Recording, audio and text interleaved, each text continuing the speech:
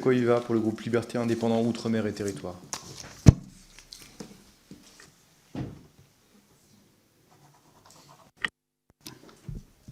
Monsieur le Président, merci. Monsieur le Ministre, Monsieur le rapporteur, mes chers collègues. 26 ans, presque jour pour jour après les accords de Nouméa de 1998, la Nouvelle-Calédonie se trouve dans une situation, cela a été dit, très instable, tant sur le plan politique qu'économique. Ce problème politique, avec la longue histoire particulière, coloniale, conflictuelle, puis de paix entre cette île et la République, et nous en convenons complexe. Il faut faire preuve d'humilité tout autant que de détermination collective.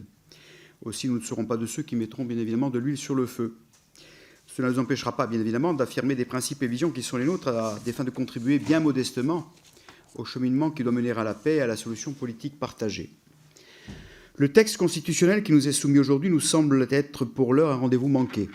L'absence d'accord politique nous conduit en effet à discuter d'une révision constitutionnelle qui, ça a été dit clairement, n'est à cette heure pas consensuelle ni largement majoritaire dans l'île.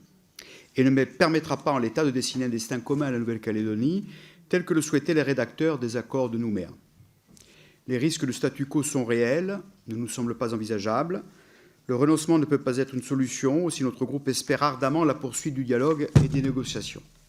La particularité de ce projet de loi constitutionnelle est qu'il contient un mécanisme de caducité en cas d'accord après son adoption. Est-ce que ce mécanisme doit être interprété comme une porte ouverte ou comme un ultimatum? Telle est la question à haut risque, interprétée évidemment différemment selon le camp par les acteurs de ce pays. Nous regrettons pour l'heure le choix d'une méthode qui peut être vue comme une marche forcée, en dépit des fortes réserves exprimées, notamment évidemment par le FLNKS qui rejette clairement à ce jour ce texte. Le dialogue ne semble pas à ce jour mûr. Les positions d'un côté des loyalistes et d'autres indépendantistes semblent encore trop tranchées et éloignées. Le destin commun n'est pas défini. Ce projet de loi constitutionnelle arrive beaucoup trop tôt, il nous semble. Notre groupe donc assume le fait que ce dialogue puisse prendre du temps, peut-être beaucoup de temps, voire trop de temps pour certains, mais il nous paraît toujours préférable de prendre le temps nécessaire plutôt que de légiférer sans accord politique préalable dans ce dossier à forte dimension historique. Si nous reconnaissons la nécessité d'une évolution constitutionnelle du corps électoral pour tenir compte des évidentes évolutions démographiques, la question sensible réside, nous le savons tous, dans les modalités d'application d'un dégel pour permettre à de nouveaux électeurs de participer aux élections provinciales. Le critère retenu de 10 ans soulève aussi encore trop de réticences, c'est une évidence, même, cela a déjà été dit, si des espaces de compromis semblent exister. Et le fait même de scinder la question du corps électoral d'un accord plus global pose aussi problème.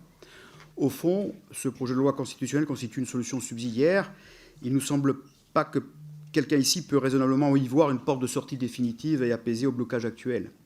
À ce stade, 26 ans après, nous ne pouvons que réitérer notre appel à la signature d'un accord global entre l'ensemble des parties signataires de l'accord de Nouméa dans le but de rassembler, de tracer un destin favorable et de trouver une stabilité institutionnelle et d'émancipation pour la Nouvelle-Calédonie.